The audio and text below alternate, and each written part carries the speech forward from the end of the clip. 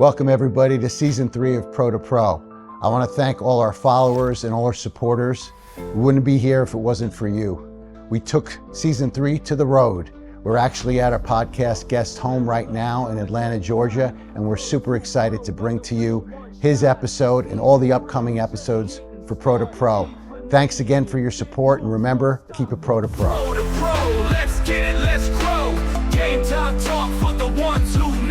From hustle to vision, we breaking it down. Still for the top, then remember the name. Pro to Pro.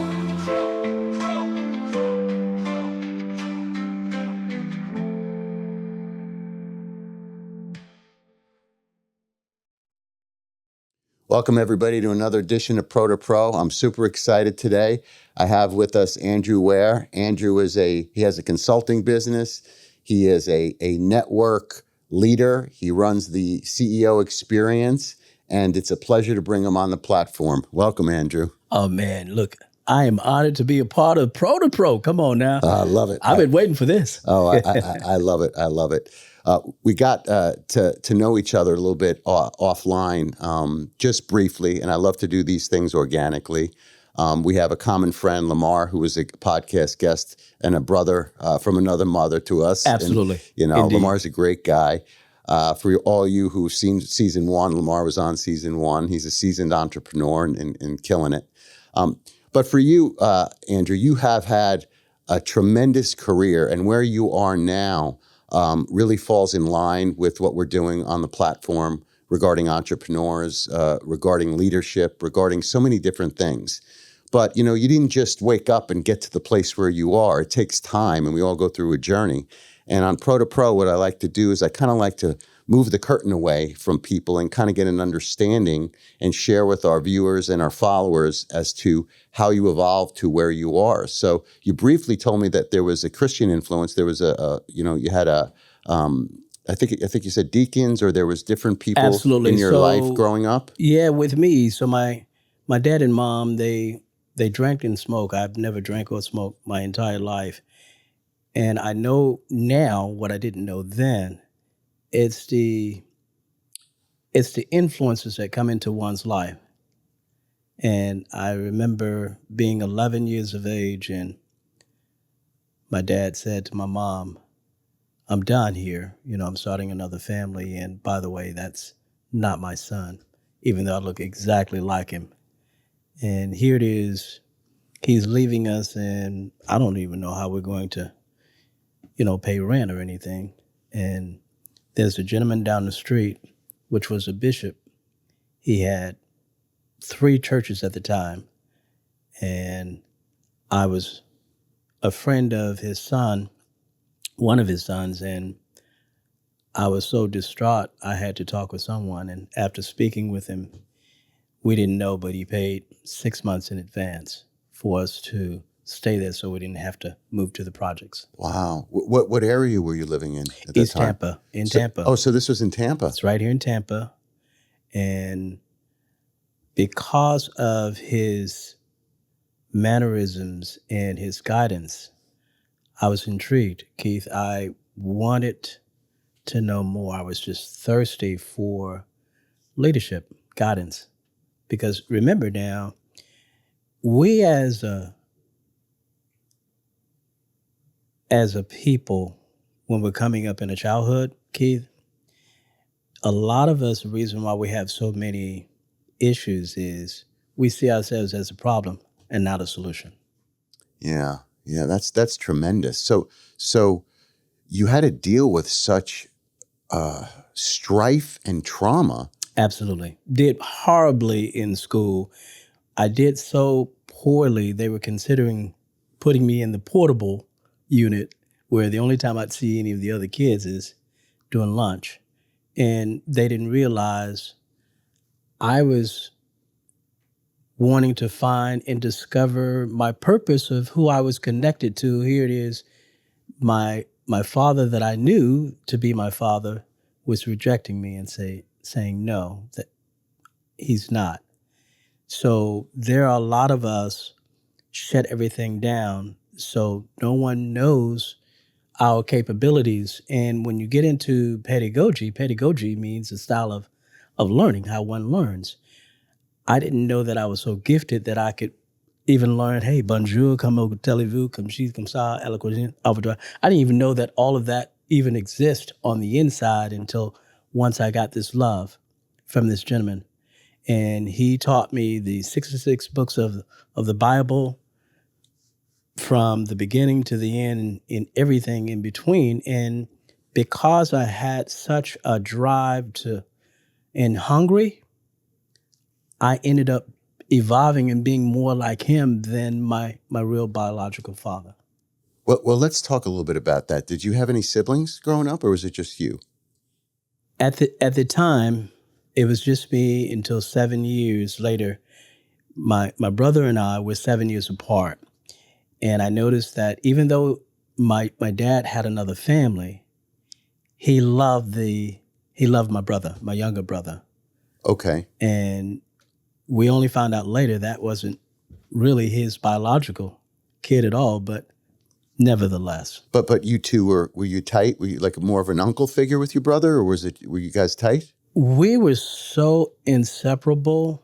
I taught him how to read, how to write, how to do everything. And because of that, even to this day, we're only 7 years apart. We've never had one argument, Keith. Wow, that's amazing. So fast forward, you're heavily influenced by this bishop in your life, and you could have taken two paths. I mean, you saw the modeling behavior of your parents, right? Your father, correct, and the destructive nature of it, and that happens a lot with people. We know that as human beings, it occurs. You don't drink, you don't smoke. You chose a different path. Where do you think you developed that? I don't want to say resistance, but that understanding as you were evolving as a young man. Keith, I knew exactly where it came from. It was my why. I saw them get into an argument, and I didn't know if it was going to get physical, but I knew they were under the influence. Because when he didn't drink, and when my mom, she was just easygoing.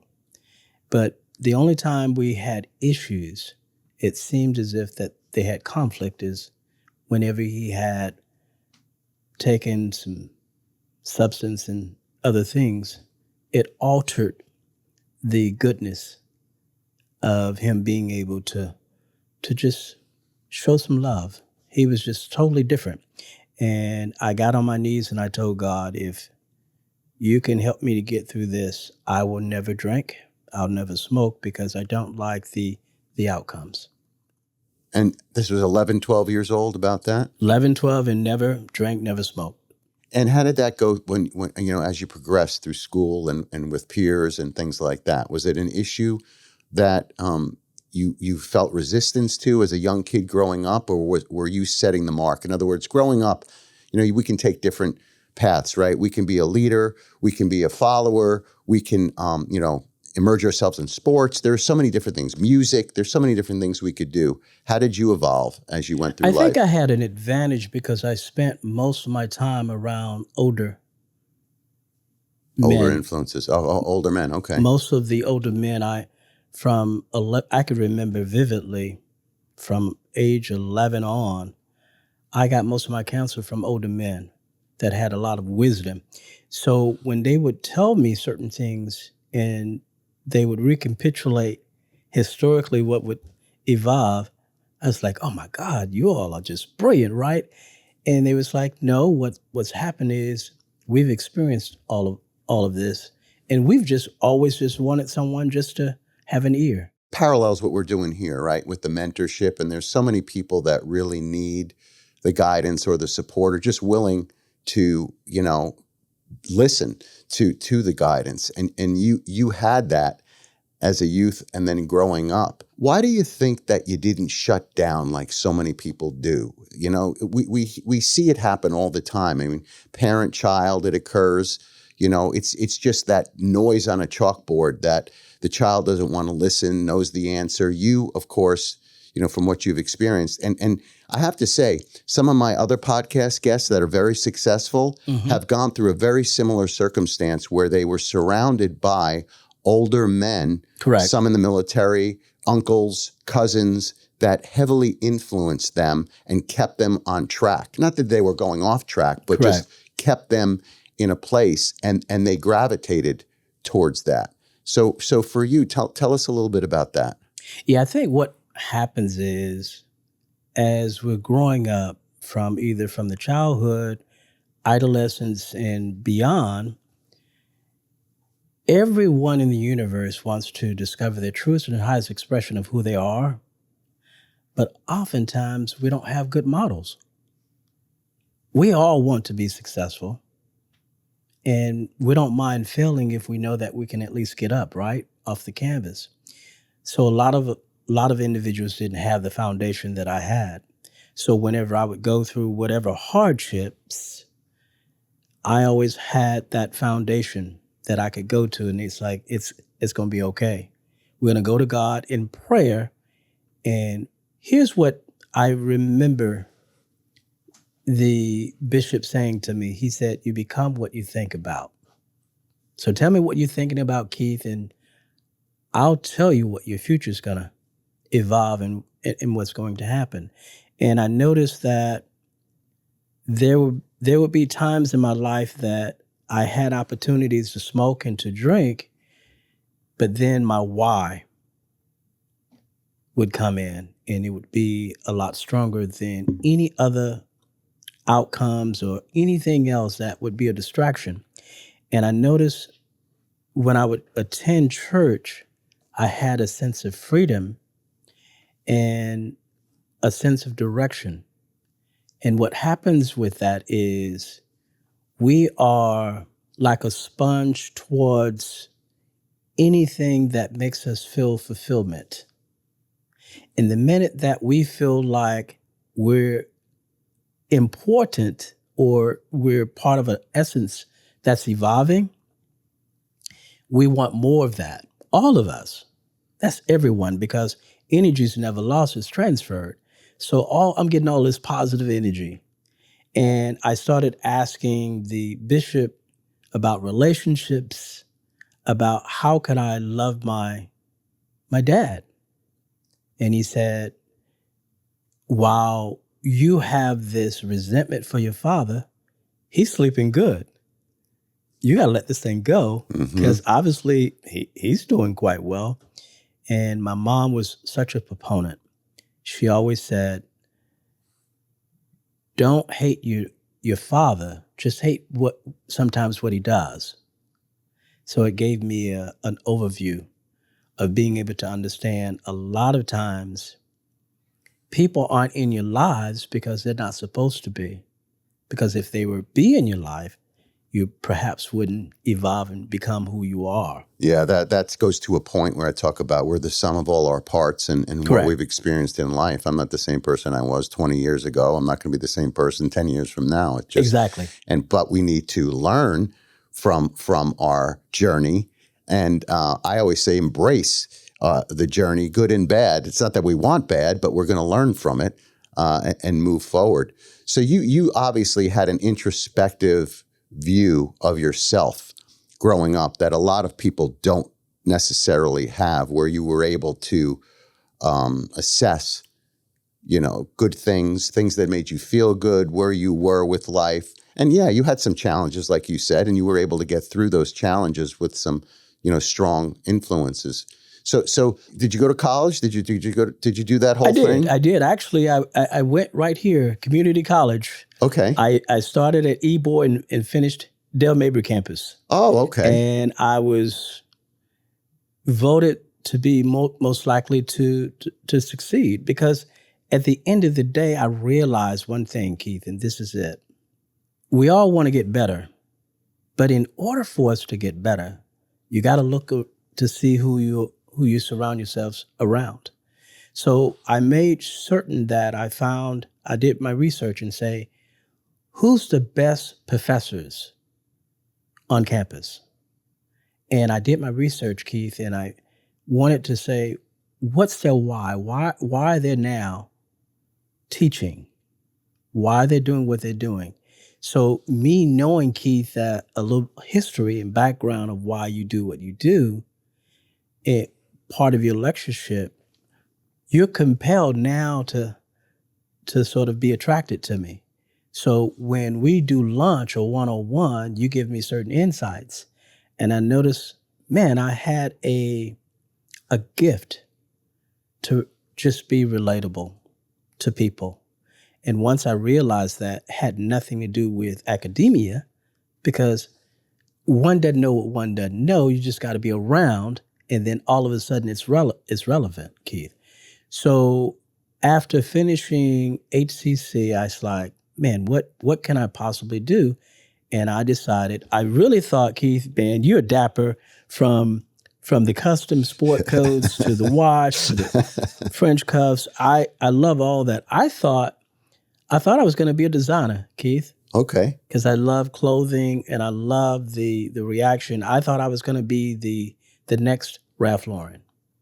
Okay. What did you do in regard to that?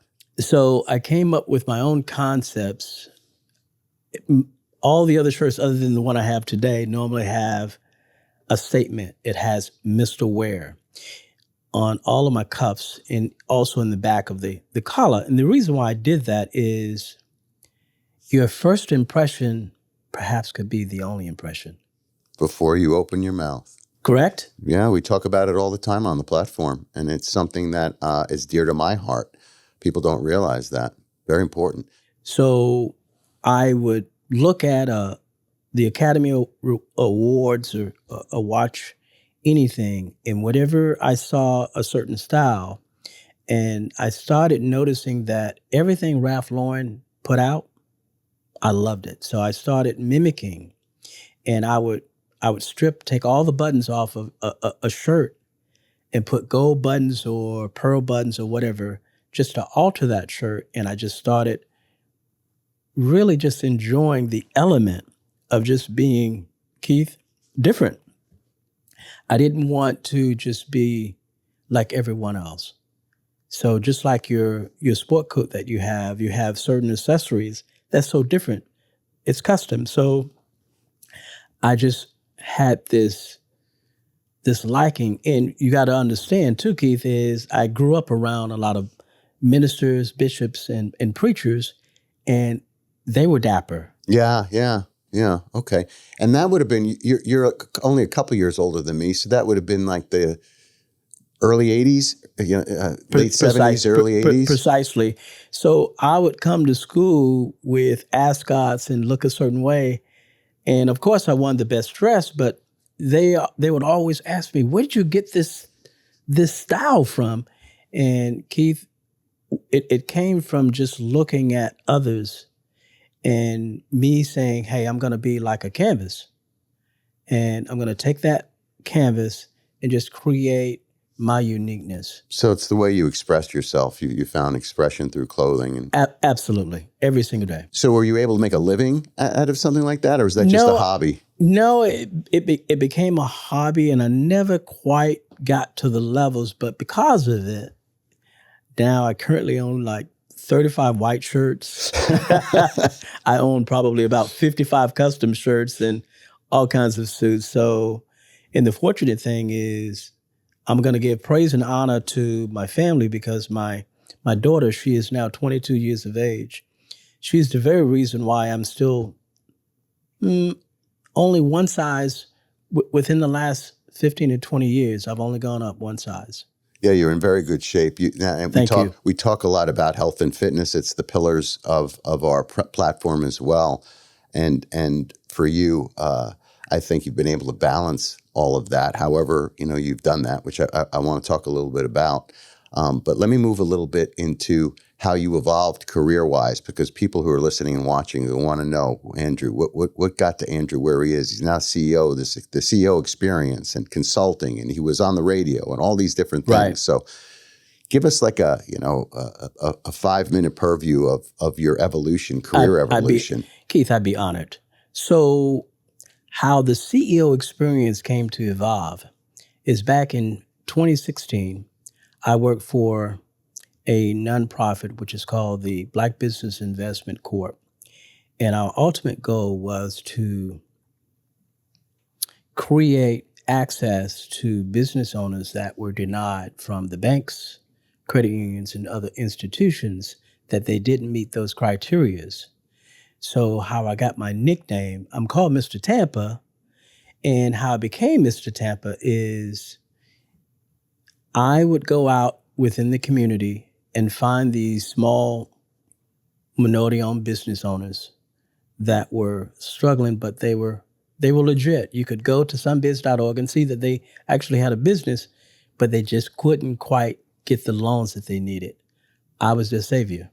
Oh, okay. They confided in me, and I would set up the paperwork so the underwriter would approve 90% of the processes that came through.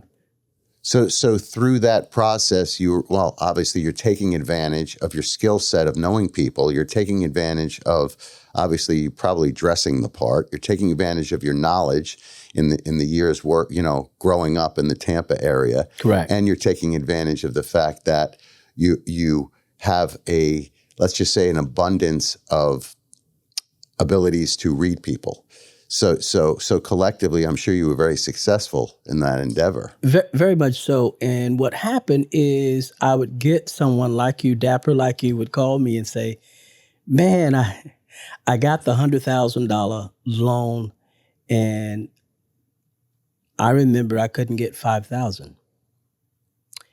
But they went through our program, and how the program worked is within three years, we'd start out, which is called a microloan. Mm-hmm. Microloans are between, let's just say, from $10,000 to $75,000. And what I would always encourage them is, what we're doing is we're preparing you to be able to do business with the big boys, but we have to get you established within the next 6 months to 8 months. And then now they'll be able to see how consistent you are. So what we would do is we would have them sign within 2 to 3 years. And I would check on them and just making certain that they're not only making their payments, but I'd say, hey, Keith, if you make some extra payments, remember, you have that line of credit. That line of credit, our ultimate goal is we want to show that you're paying it on time. Mm-hmm, mm-hmm. Okay. So they started doing that, and I just started getting so many other businesses that, hey, how can I get a loan? So then I came up with the concept, why don't we do a mixer? Because we needed to introduce our products and services, because the Tampa Bay Black Business Investment Corp at the time had been around for almost 28 years. You said it's a nonprofit? It's a nonprofit. It has a for-profit arm as well. Were they a hard money lender? No, it's an institution. It's called the Black Business Investment Corp. And the ultimate goal is to partner up with banks and other institutions like Bank of Tampa, Fifth Third, Wells Fargo, Bank of America, Suncoast Credit Union, and provide a service until they can get to the part that they meet the criteria. Because most of the time the bank says you got to be in business for 2 years. Yeah. So we were getting a lot of startups that didn't have the 2 years, so they couldn't get the money, but they could come to us. So you were really incubating. That is absolutely correct. You're brilliant. That's it. Correct. And so with that, you develop these relationships. Correct. And so that segues you into kind of, creating these mixers. That is correct. It was called it wasn't called CEO. It was a collaboration, a mixer of collaborating business owners. So they could come and get to know the Small Business Development Center, get to know SCORE, get to know all these entities that's free of charge because the taxpayers have paid for these services. And a lot of these business owners didn't even know that these services were available. It's very interesting. The platform that I have, as you know, it's geared towards entrepreneurs at all different levels. And I always say I have a hook in me as an entrepreneur. Everybody gets a hook at a different portion in life if they're an entrepreneur. Sometimes they're born with it. Sometimes it occurs later in life. Sometimes it's an event or something that takes place where where they decide I have to do my own thing. I can't, I have to be responsible to myself, period, and do my own thing. So with you in this particular role that you're in, you were working in essence at the time for an entity. When did you make that leap to do your own consulting and become your own boss? So I started noticing that we went from around 60 in attendance to over 150. And I was like, okay, I'm an independent contractor making a little bit of money. It's probably time now to do my own thing, because I've always been told that I'm different. And I've always been told that I'm just not afraid or scared or anything. And you just got to understand, I'm that guy that came from when I was 11 years of age, that I was illiterate, couldn't read or write, and I stuttered. Okay. So after going through all of those, man, please bring it. Yeah. There's yeah. absolutely nothing that could be an overwhelming challenge for me, knowing my childhood. Let's that's a nugget. And what I mean by that is, it is so important to lean into the uncomfortable and lean in to those people, scarlet letters, whatever you want to call it, that people have had. We all go through life. If you haven't gone through life, you may not have them, but everybody has them. And they hold power over us only if we allow them to. Absolutely. And by leaning into it, what happens? Power's gone. They diffuse. Means nothing. Been married, divorced twice. It is what it is. Move on. Had failures with businesses. Move on. I don't care. I've learned from it. I move forward.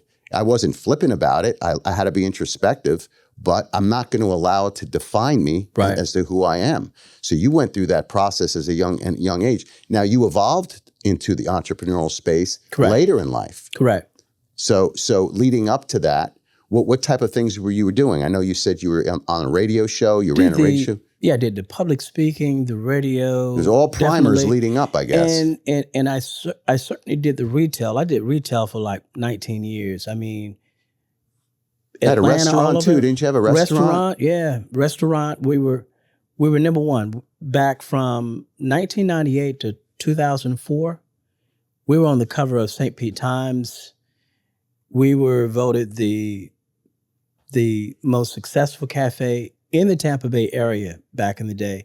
So every 2 weeks, we have the Pam Oreo, which was the mayor at the time. Yeah. She would come every 2 weeks and frequent at the cafe and bring all kinds of individuals from out-of-towners. And once we got the big account with Outback Steakhouse, we would actually provide food for them. And I kind of realized then, you know what? I guess I am kind of special. So when I decided to start the CEO experience, my why is I wanted everyone to feel comfortable that came. Not only that, I wanted to give them the content that was necessary. Because a lot of times you'll network and you have these preconceived ideas. You'll meet someone. Let's say, Keith, I meet you, very dapper, phenomenal sport coach, just you're all that. And then what happens is after the network, I reach out, and what I found to be interesting is most of them aren't successful after the networking. What do you mean by that? What I mean is they'll reach out, and that same feeling that they had, that same energy, gone. It's like it's disconnected, as if it's like those individuals were just available for the moment, for that space, but then they go back into their bubble. Yeah. And they're not able to reach them. So me having the CEO experience, every single sponsor has to report back to me, who have they made a difference for? And if I don't see any differences, they can't continue to sponsor the CEO experience. We also put a survey, a questionnaire out. What are their expectations? What is it that they need? Okay. So when I get all these questionnaires before the event, I get with the sponsors and it's like, look, here is what they're saying they want. And what we find to be the number one, number two, and number three, first is always capital. Okay. But before we can even get to capital is we got to first see what you're doing right and what you're doing wrong as a business owner. Because a lot of people can get the capital, but you're going to lose it because you've been mismanaging anyway. But let me unravel a little bit, because the people who are listening and following, we're jumping all over the place. So I want to connect the dots for us. So clearly, from your career perspective, hospitality, restaurateur, doing all these other things, you evolve into the role that you're at now with the CEO experience. But let's define the CEO experience for our listeners and our viewers. Thank you, Keith, for bringing me back. Yeah, the CEO experience, the why in the whole concept is to have CEOs that you don't know that's in town to get to know. Because what happens is most CEOs, they only fellowship with individuals that are making perhaps the same amount of money that they're making. So I take you out of you being the CEO. So the CFO, the COO, and all your directors can't come. Your secretary can't even come. I'm just inviting you to come to my platform. And that's all the CEOs. So what happens is when you come in, now you're outside of your influence. And what it causes all of us to see is to see other talents and to realize how we're supposed to be collaborating. A lot of people want to tell you the notion about competition. It's not about competition. It's about collaborating. This is so interesting to me. So you're able to garner these individuals who are so busy. I mean, I feel the pain in that, you're so busy, you're busy, we're all busy. Correct. But they take the time to go to, you do them quarterly. That is correct. And you take the time to have them go. Now, is it more or less a networking opportunity for peer-to-peer CEOs to talk to each other for synergy, for potential, not only social connections, but business ventures? Or do you bring budding CEOs who are trying to either raise capital, garner contracts? What's the premise behind all that? Very good question, Keith. Man, you're on point. I'm glad you've done your research. So it's all about all of those.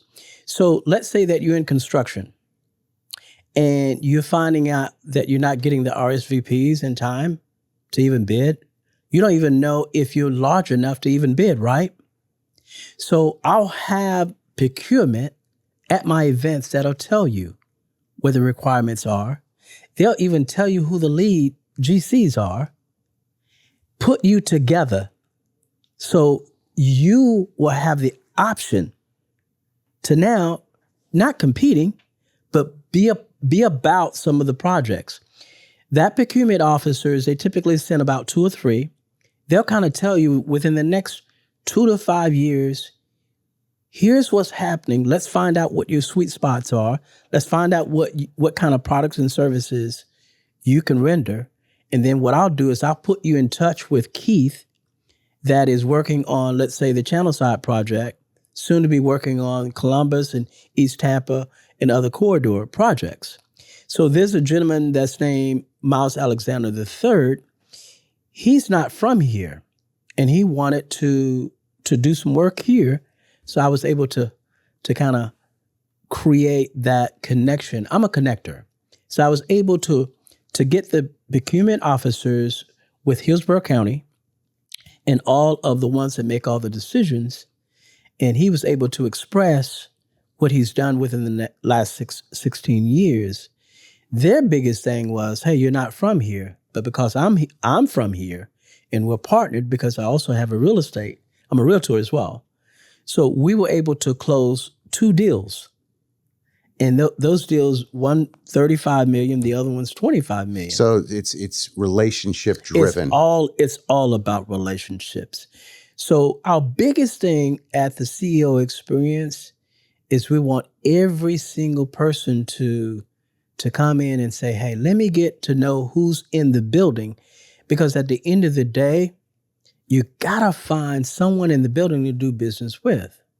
So for example, as far as the vocations that are in there, are we is it an ocean of fish? In other words, all different types of disciplines, but they're all CEOs. So whether it be engineering, whether You're it be absolutely correct. So Yeah, it could be any field. It could be from attorneys. It could be anyone that have franchises. It could be someone that's in construction. It could be someone that's car detailing. It could be someone that all they do is, clean homes. Now, what you told me, I don't want to spoil it because I want you to tell everybody. Sure. The catalyst for you to create this was an experience that you went through personally. Correct. And I think it's important that you share that experience. So I love to dress and I love to smell good and look good. So the mayor had invited me out for an event.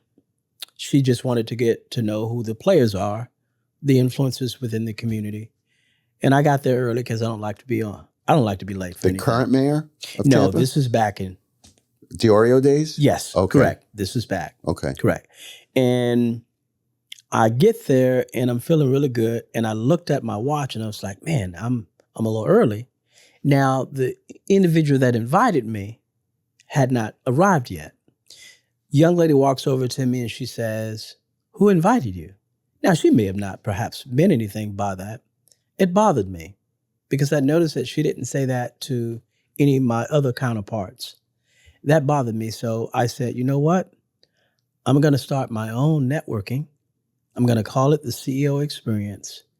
And no one will ever ask anyone when they come to it, who invited you. Wow. It's such a great story. Yeah. It must have made you feel, she probably made you feel really uncomfortable. Correct. Because I was like, where did that come from?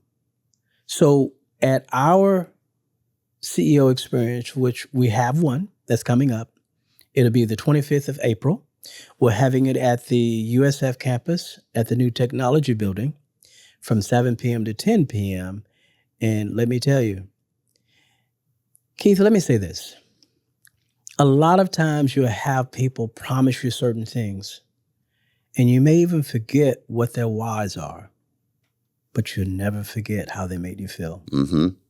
So when you come to the CEO experience, it's all about the experience that one gets. And you told us that you solicit feedback post events and you really look to make sure that the people had a good experience through it all, which I think is really important. And you do these quarterly. We try to. It looks like we'll probably have some extra events. It's a lot of work, isn't it? It is, but the need is probably perhaps more now than ever before.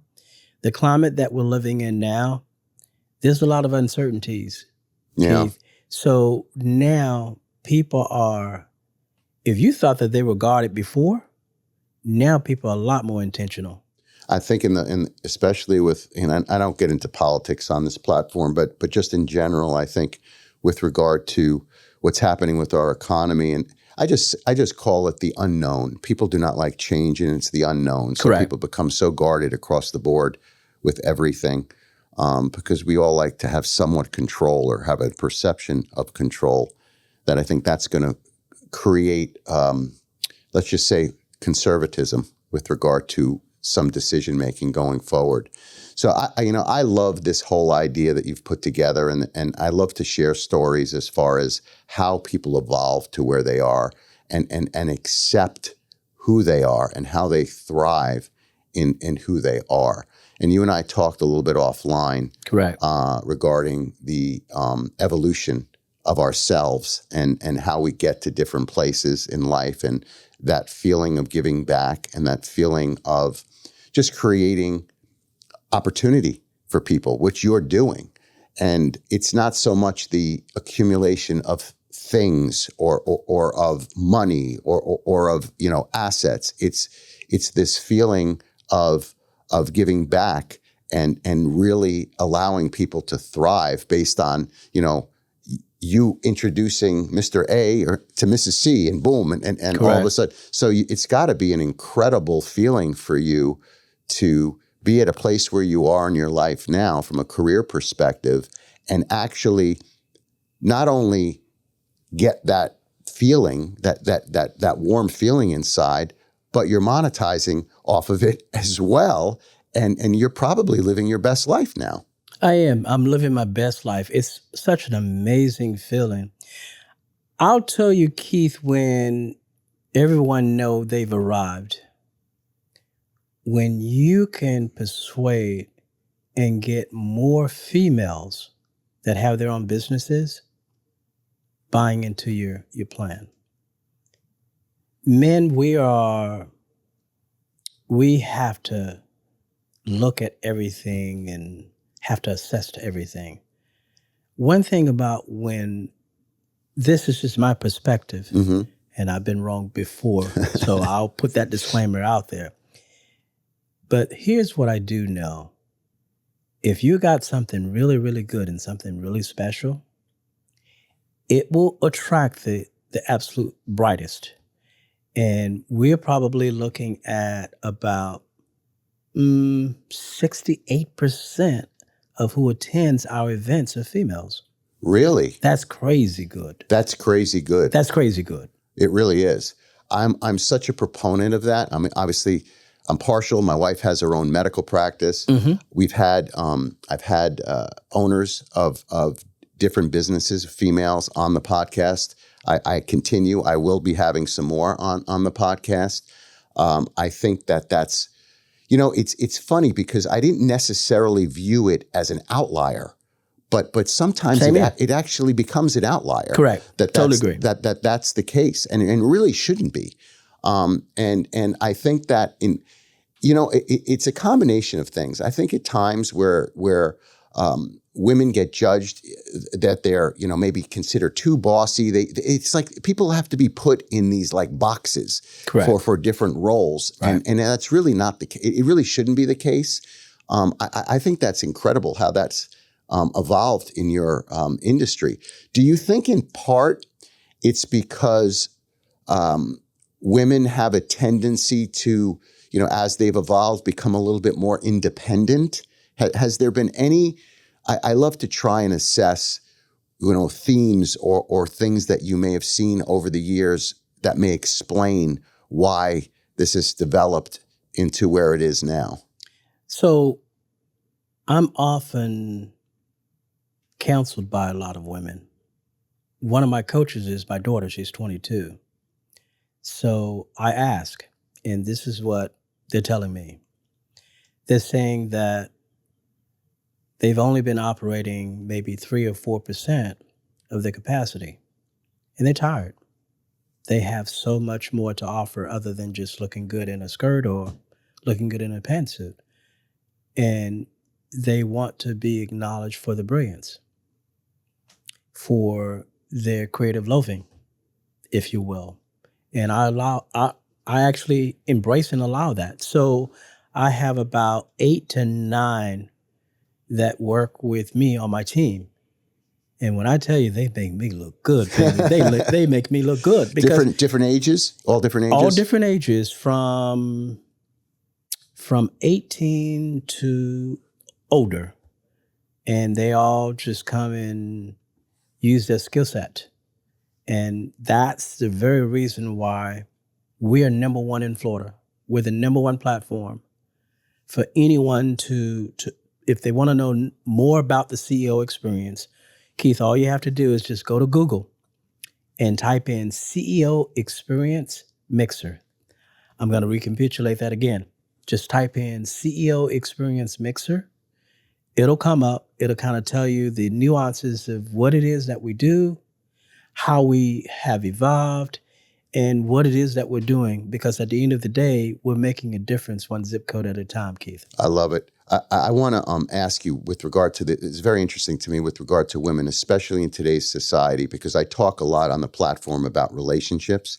I talk about toxic masculinity, whatever the hell that term is, where that came from. I talk about, a lot of people, men in general, have a tendency to be, introverted and introspective with regard to their feelings and guarded because they don't want to be judged. The intimacy associated with the relationship is very difficult depending upon the circumstance. millions of thoughts are going through men's minds with regard to things you see on social media platforms. Unfortunately, this desire, this fake world that we live in with regard to cars, watches, money, all these plastic things. You see women touting the desire to only be with a man that has financial means better correct. be taking them to different places.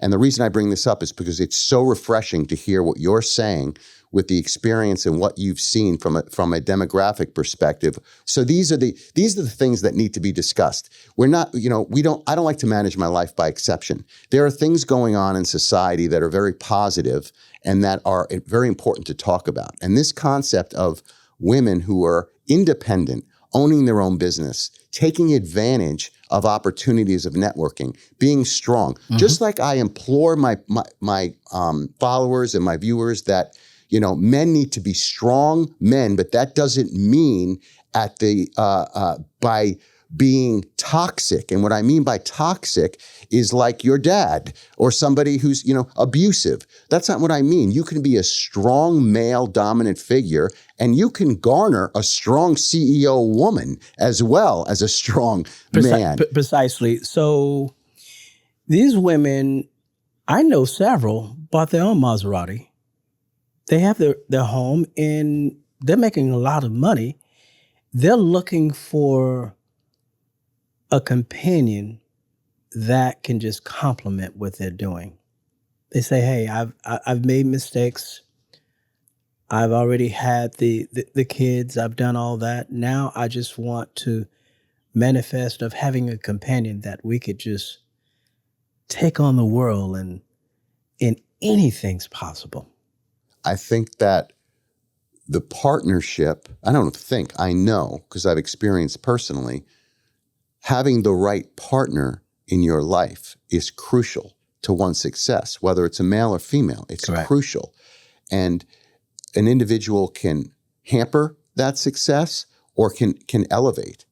I talk about it all the time. My dad, God rest his soul, told me that when I was experienced, I went through a 10-year depression in a terrible relationship. And my dad told me, you find the right woman, the sky's the limit for you. Found a good thing, yeah. Keith. Let me say this. One thing that I know now, one thing about love would never not be is uncertain. You'll have a lot of people that'll come into your life and say they love you. They don't love you. They just love the things that you do for them. And I realized that until I realized the true essence of what love is, and I was able to identify that not only from my wife, but my daughter of 22 years, she's 22 now, man, I never wanted to disappoint her, ever. And I wanted to show her what my dad didn't show me as a child, that kind of love. And I would always ask her every week after week after week after week. And finally she'd say, Dad, stop asking me that. And here's what I always ask, Keith. Please tell me, her nickname is Cootie Cutie. I say, Cutie Cutie, tell me, how can I love you more? What can I do? Because in the space that we go out and eat or do anything, it was priceless, Keith. And she's one of the reasons, her and her mom, is the very reason why the CEO experience is so respectable, because they put the essence of so much love and other things that I don't know that much about in existence. So when they come to whether you're a male or female, when you come to the CEO experience, you get a male's perspective and a female perspective of the entire equation of the platform. And it's pretty impressive. Yeah. Well, you invited me and I'm looking forward to go. I want to go. The one thing I do want to bring up, you raised a very interesting point about love. And I've had other podcast guests bring this up as well in successful relationships. And I intrinsically believe in this and actually experience it myself. And that term is not wanting to disappoint your loved one. I didn't realize how important that feeling is and that desire not to disappoint my wife until I met my wife. Wow. And I never experienced that before. I used to state that, emotionally I was stunted from an intelligence perspective going through my years in life until I met my wife. And when I do an analysis of where I was and where I am now, and the feeling of garnering not only their respect and happiness, but happiness, again, it's got to be complementary. I'm not here to just make my wife happy. That's not how a healthy relationship works. But my goal is to never disappoint. And that part is huge, because that encompasses trust, that encompasses intimacy, that encompasses respect. It does. All these variables that people don't realize are crucial. Boundaries, support. These are the things that all are intertwined with this concept of not disappointing.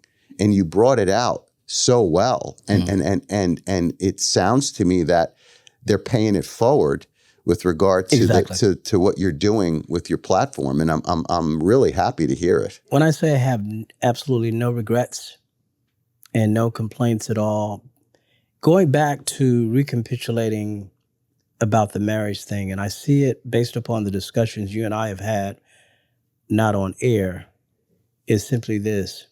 Any of you all that's out there and listening to this conversation and hearing my voice, just remember this. A marriage is like a corporation of two entities that come together. Both of those entities have their own nuances. It's not until both can create concessions and trust and have the integrity of saying, let me make sure that I understand exactly, Keith, what it is that you're saying, and embracing that, because a lot of us want to hear others, but not really understanding. So the beginning to me is you have to understand to be understood, is what I'm saying, Keith. So that's taking out time to adhere and to listen and to find out what it is that you value, okay? And knowing those sweet spots of knowing, no, I can't do it this way because he may take it in this way. So a lot of times I'm saying to all of you all that are out there listening to me, if you want to be successful in a marriage and in a business as well, it's not what one says, it's how one says it. Yes. And having that recognition and empathy and understanding how you're presenting. And I always say active listening, in which you truly need to actively listen, not just be there present-wise. If you want to have a healthy relationship, you need to and garner a point of reference from the individual, which requires time, right? It takes time. It does. In order to develop that understanding, because sometimes people react. Perfect example of it, which we talk about all the time, and it's relevant to your industry as well, is one's emotional relationship with money, period. Correct. So if you don't know what your spouse or significant other's relationship is with money to begin with, and this is the demise of many marriages or relationships, where they don't even talk about that aspect of it for whatever reason. Right. It could come from, broken family, can come from where, drinking, not drinking. I mean, there's so many variables to life that we have to take the time to get to know and learn. And I call it this disposable swipe left or right society that we live in today. Right. Many of the youth don't take the time because they think there's something better, and they don't want to look in the mirror. I say to any guy out there or any woman out there who is contemplating getting into a relationship, they need to become the best version of themselves first, on their own, by themselves, and not try to rely on somebody else. That's good. And then when they do reach that point, whatever it is, and it'll reveal itself to them, then people will come. And then you better be protective, and you better take the time to unravel what God has in place for you Right. so that you're able to discern and make the right decisions in life. But it just really requires an introspective analysis and a guarding of oneself, and not necessarily this immediate gratification aspect of life that we see promoted all over these platforms. One of the things that you said that got me excited, Keith, and all of what you being able to sprinkle of your brilliance, sir, is simply this: being your best you. The minute you are your best you, because let me say this, and Keith, you know this, if you want to make a lot of money, all you got to do is understand one thing. Money is attracted to value. I'm going to say it again. I love that line. Money is attracted to value. And I've noticed that only certain type of women are attracted to me. And I'm okay with that. And any of y'all that's listening right now and you're finding that you're being attracted to certain individuals and you're not happy with that, you maybe want to go back and find out what it is that you're doing that's attracting that. Because if you decide that you're going to be a lot more intentional, understand this: success is not what one pursues. Success is what you attract.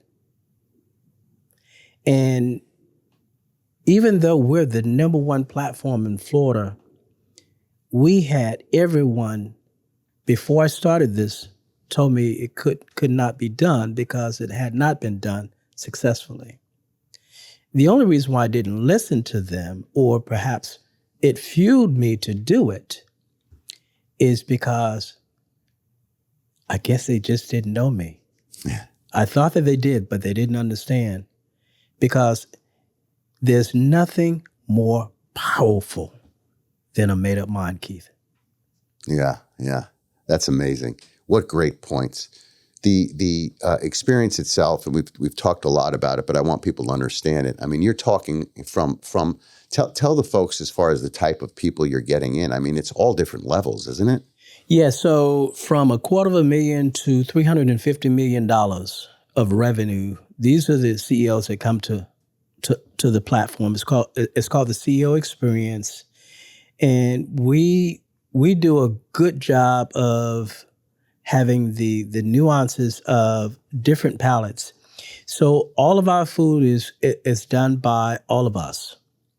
I don't do anything from the food, the jazz, the planning, everything that you see. It's a microcosm of who we are. So you're going to have those models. If you are looking for someone that's making millions and millions of dollars in real estate, they're going to be there. If you were looking for investors that are doing $500 million, they're going to be in the room. If you were looking to say, hey, I love to cook, but I don't know how I could even do a catering and be successful, they're going to be in the room. So we have from the county, we have the banks, we have investors, we have a multi-facet of businesses, entrepreneurs. And let me be clear, Keith, let me define for the general audience the difference. Being in business is different than being an entrepreneur. Let me expound. So if you have a business, more than likely someone liked to do something. I like to dress, so if I decided to have a retail business, that's what I do because I love to dress, right? But if you are an entrepreneur, Keith, into the audience, an entrepreneur sees a problem and says they're going to become the solution to that problem within the community. Now, Keith, let me drop another nugget. If you want to be very, very successful to a point where you're going to have to hire a lot of people, here's the thing. You got to go in the community and ask the community what it wants. You can have wonderful ideas, Keith. It may take too long for the community to know, to embrace you, and you're out of business. Over 88% of businesses that go into business 2 to 3 years, they're out of business. 90% of the ones that go in business, they register the business in sunbiz.org for profit. 3 to 4 years, it turned into a nonprofit because they didn't pay attention to the margins. So what am I saying? In conclusion, you got to find out who you need on your team. You need an attorney. Yeah. Okay? You're going to need an expert that knows about stocks, retirement, and all of that. Someone that has clients that they're managing that makes a lot of money. Okay? You're going to need someone that can tell you the truth, Keith, and tell you, hey, your plan, it's within a bubble.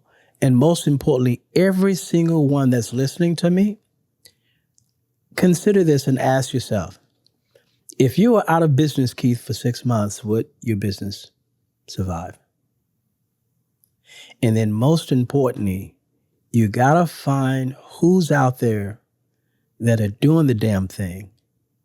Take them out for breakfast, lunch, dinner, coffee, or anything, Keith, and pick their brains. So when I started the CEO experience, I decided to reach out to a gentleman that's called, his name is George Tinsley Sr. He owns the largest P.F. Chang's inside the Tampa airport, not the one on West Shore. His P.F. Chang's is the second largest in the world. Oh, okay. Wow. He has his area that one goes out can accommodate 300 guests. What's his name? His name is George Tinsley Sr. And how did you meet him? So upon figuring out who we got to have as guest speakers to create good content, I did a Google search and it said that one of the most successful entrepreneurs right here locally is George Tinsley Sr. And you reached out. I reached out.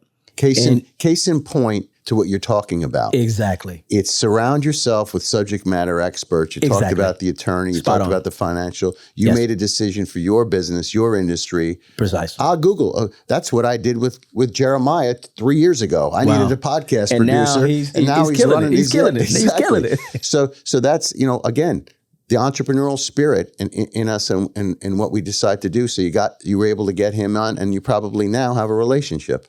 I have a phenomenal relationship. So when I was with the Tampa Bay Black Business Investment Corp, they always wanted Mr. Tinsley to speak, but Mr. Tinsley would send his son. Oh, okay. And I was like, no, I'm not having that, because I wanted Mr. Tinsley.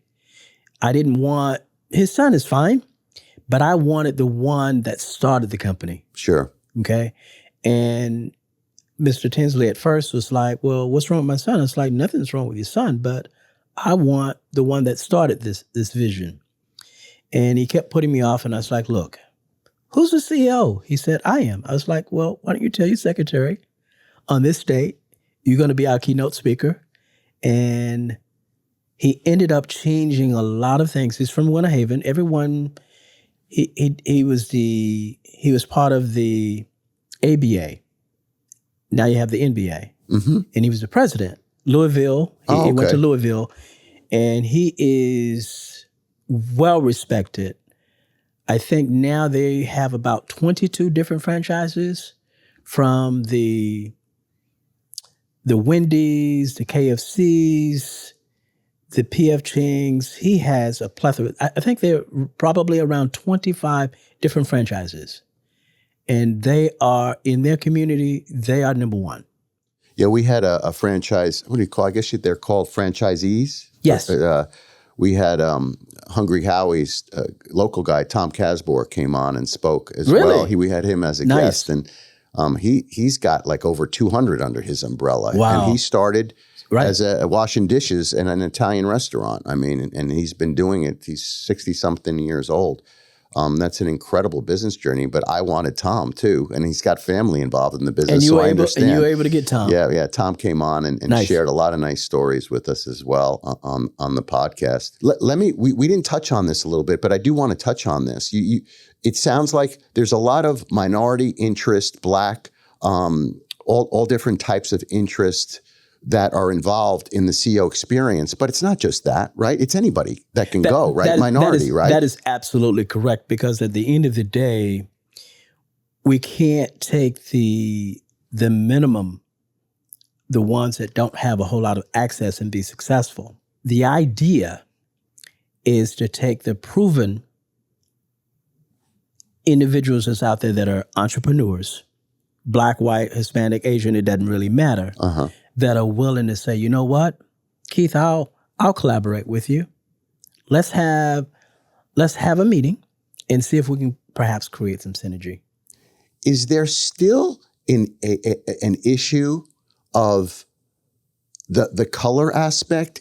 Do you see this in the entrepreneurial space where people are getting judged with regard to banking issues or potential monetary issues because of the color of their skin? I think so, and that's why let me be clear, that's why it's so important to have relationships.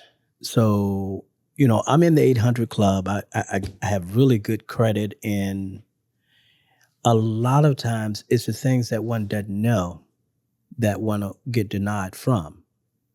So it's like I have a relationship with the president of Raymond James Bank, and they've been a sponsor for the last 2 years. And one of the reasons why they sponsor it is because they see the cause, right? They see that we're making a difference. And let's be clear, Raymond James on a percentage probably maybe provide a service for maybe 0.5% of people of color. And they're number one in Florida.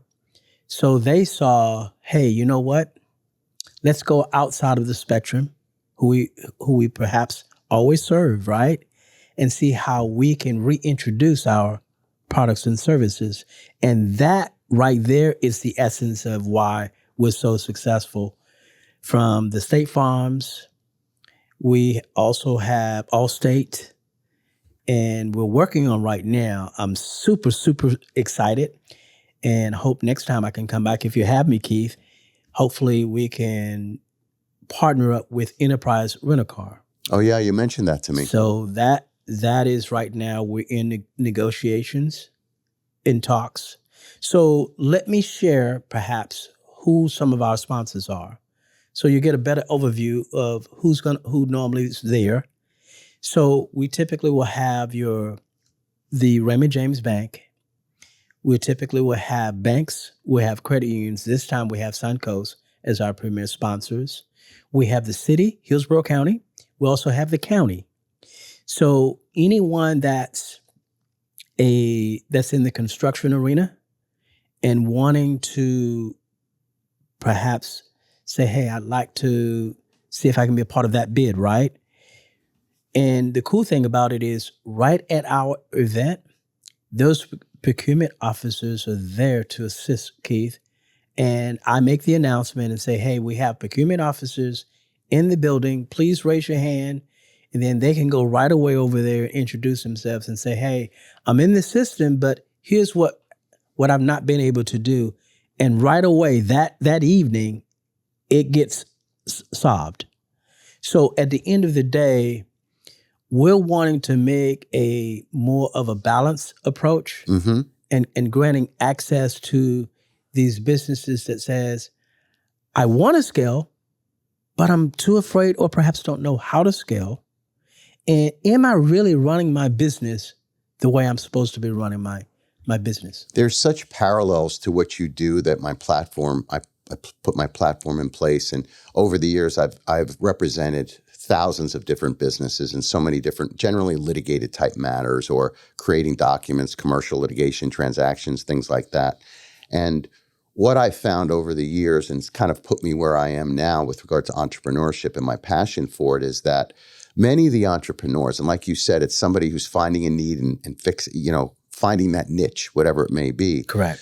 They while they may be successful in one particular area, they're not successful in other areas. And what I mean by that is that they're making all this money, but they don't know what to do. How do I scale if I want to scale? Right. How do I invest if I want to invest? How do I, should I take a loan? Should I not take a loan? Correct. What should I do? What's the tax implications of that? I'm a graphic artist. I design these things. That's my subject matter expertise. Or I'm a, whatever it may be in the industry that they're in. They're not surrounding themselves with people who can help them. And once you get to that place and you actually recognize that you need now the help and you need coaching. You need coaching. All of us. So Yeah. Michael Jordan, how many years Michael Jordan played before he won a championship? Was it 5? Yeah, at least. Yeah. Right. He didn't win until Phil got there, right? Yep. So all of us need coaching. Yeah, for sure. And that's, I think, what your platform's doing. That's what I'm doing and espousing people to do. And then that will help you get to the next level. And people who've been through it, some of my guests who've scaled companies, they've been through these different things to help the nuances. Just to the extent of you can't get an RFP done if they don't understand the process and they have the opportunity or the capacity, or they want to make that step. So you're putting together these folks to be able to do that, not to mention, obviously, what I believe, more importantly, the network aspect of things. In addition to that, so I make sure I'm really, really intentional. I introduce all of the freebies, all the free services that every business owner can take advantage of at no cost to them. The Small Business Development Center, they get a coach that evening. Okay? And I will check with the Small Business Development Center to see if they followed up, Keith. If they've not called you up, Keith, I get both of them on the line. And so you're a facilitator too. Absolutely. And if we have 300 attend my event, I reach out to all 300 to at least say, hey, tell me something how we can make the CEO experience better. Now it's up to you, Keith, if you want to say, hey, I think it's fine, it's perfectly okay. But when the last time anyone ever catered and said, I want to just fill your cup? It's about no matter where you are, all the mistakes you've made, wherever you are, it's okay when you come to us and we're saying, you're exactly where you're supposed to be. And we're here to embrace and to let you know that now you have the foundation and it's going to be okay. And it's only when one knows that one has support that one can succeed, because at the end of the day, it's a challenge out here, when you don't know what you don't know. And you're thinking, man, I know I have gifts and I have talents. Why do I keep making the wrong mistakes? Why do I find myself in the same situation after another? And what happens is a lot of us got to really perhaps ask, Keith, are we coachable? Mm-hmm. And if we're not coachable, find out why we're not coachable and work on those things, because at the end of the day, energy is never lost, it's transferred. Such a good point. Andrew, it's incredible, some of these nuggets that you're bringing up. I have an opportunity. I mentor very high-level entrepreneurs on a very limited basis because, God bless, I have a good practice and I'm building out this platform. But the individuals that I do confidentially mentor and coach are very successful on their own right. But they recognize what you said. I mean, they recognize they need to be coached. They recognize what they don't know. And maybe it's just an instance in which they need to get that feedback as to, am I going in the right direction here, or whatever it may be. I mean, I'm involved in not only the business aspect of things, but I talk to them about health. I mean, we didn't get into it too much, but I'm a firm believer with the pillars of holistic success. That includes personal development, mindset. I mean, you're talking about it now where you are in your life now. You've made that mind shift with the CEO experience yourself, in which you've embraced who you are. You've developed to a place where you want to be, and you have passion for what you're doing. And that's how you garner your growth and your development, and you move forward in that area. A lot of people have a tendency to stay put, don't necessarily want to go outside of their comfort zone, and that can cause a lot of issues, which you see. Let me put you on the spot here for two things. Go ahead. While I have you, and we're almost done, and I appreciate all your time. It's been an honor. What is probably the top two experiences that you could share with all our listeners and viewers that come to mind as far as you being able to bring two people together, that really illuminate, really stand out in your mind, if you could think of them? I'm glad you asked. So it was a gentleman I met. He and I would talk on the phone, and he said, hey, I'm originally from Atlanta, have a really good business in construction. He purchased wholesale all the accessories that you need in a room. Light switches, anything that you need, he has access. I mean, he has a direct infinity connection with the manufacturers, so he's able to get it just like a Lowe's or Home Depot. He's able to get it the same. Okay. So he wanted to make some things happen in the metropolitan area here in the Tampa Bay area, and he said that listen to this, y'all. This is what he said. He said, we are too inclusive. We don't let people in. And I was like, ooh, I was feeling some sort of way. So I said, I tell you what I'll do. I'll pay for your ticket to come to the CEO experience. And at the CEO experience, he met his partner. His partner? His partner. They're going to do over $250,000 together. Wow. He met them at the CEO experience. Wow. So he calls me up and he says, guess what?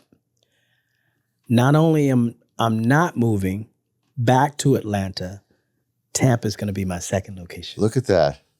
That's a great story. Here's another one. So had two attorneys that I would have relationships with. And both of them went to college together. They both went to, they went to the same college. And both of them would always say, hey, Keith, when I get more time, we're going to do lunch, we're going to do coffee, we got to catch up. They couldn't catch up because their businesses, their practices took off. Guess where they got an opportunity to meet each other? At the CEO experience. And they shared that story yes, with you, obviously. they told me. It had to be all your this time. event. Yep, they said they had been putting it off. And it was at the CEO experience and they got an opportunity to have some really good food. And let me tell you, we take pride in every single palate, beverage, sound, everything that we do, it's intentional. Well, I bet it is. I'm sure it's top notch. I mean, I can tell the way you care about all that stuff. That's great. Yes, sir. Well, it's been a pleasure, Andrew. I took more of your time. No. It's been all mine. We've got, Jeremiah's going to kill us, of course. He's used to it. I just want to, again, thank you for taking the time and sharing stories with our audience. It's just super interesting and how you've evolved and fought through things and where you are in your career now. And I wish you many blessings and much more success with the CEO experience and connecting these wonderful people. I mean, for anybody who's listening or watching, the idea of entrepreneurship and the idea of getting out of your own way. And what I mean by that is networking and meeting other people and creating relationships is crucial for your success. And you're living it. And again, it's admirable. Really, really enjoyed it. It's been a total honor to be part of Pro to Pro. Yes, Pro to Pro. And looking forward to seeing how we can collaborate together and make a difference one zip code at a time. Yeah, exactly. Looking forward to it. Thank you so much. Thank you. Thank you, sir. All right. All right, everybody. That's another edition of Pro to Pro. Thank you. I hope you enjoyed it. And remember, keep it Pro to Pro. Pro to Pro.